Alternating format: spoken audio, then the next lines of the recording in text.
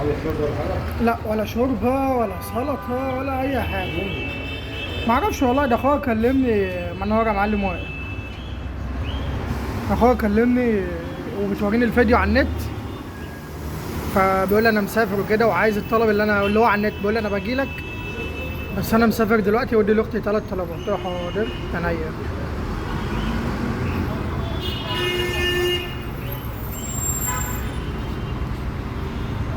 الله ينور يا معلم إيهاب.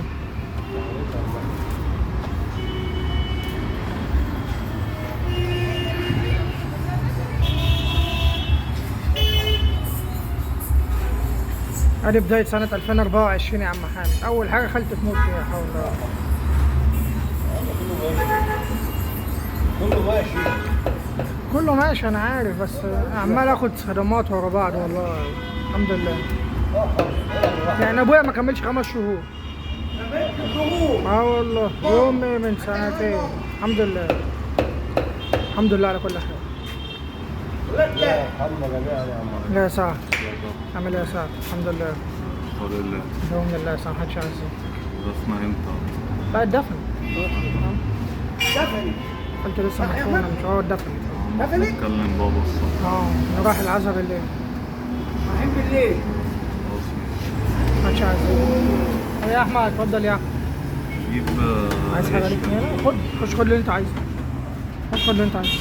لسه ما جاش هو؟ بتوع وائل لا يا عم حسين جاي دلوقتي. احمد بتوع وائل دول؟ لا بتوع عندي. خد العيش وانا اجيب لك ايه. شوف عايز نقي بس اللي انت عايزه.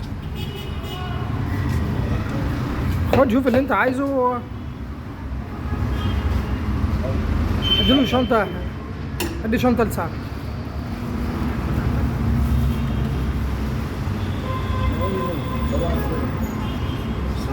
السلام عليكم وبركاته يا عم حسين. يا شوائل تعال. معلم وائل. ايه في حياتك؟ هاتاكل بقى يا عم حسين. محدش عايز. انا نايم. احمد قال لي خدك ماجي. قلت له ايه؟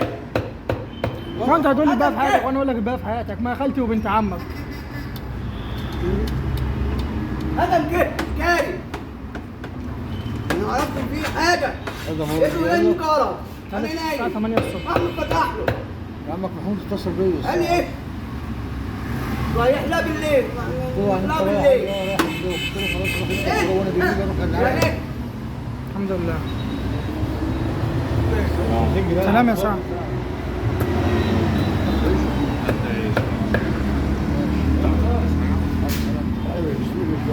يا ابني مش عايز حاجة من هنا؟ لا تمام.